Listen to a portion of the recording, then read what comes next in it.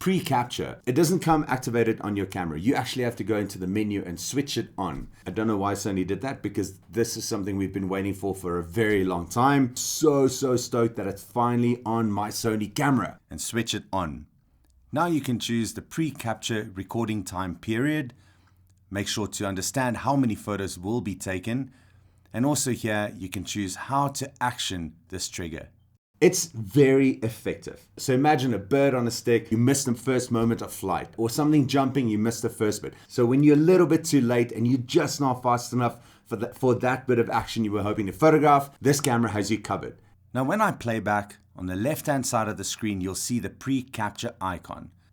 As I run through the images that I've just taken, I'll be able to see once that icon disappears, like that there, that these are no longer shot on pre-capture. I can see here that 18 images were taken using pre-capture and photo 19 down to me and my skills. Remember to fine-tune this in the menu, test it with different frame rates, and see how many photos you get using pre-capture.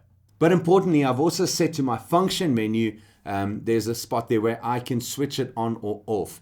I don't want this on all the time. Guys, like if you're doing a sleeping lion or bird static up in a tree and you end up with that many photos before every single time, that's hard work to finish and to process afterwards. I love the feature because it's going to be a game changer. You're with an animal on the move or on the hunt, jaguar stalking through the river. Absolutely, this is where it's going to help you get that initial jump. Make sure to switch it on. Have the shortcut in your function menu. It's going to make life a whole lot easier for you. This is what this video is about. Make life easier.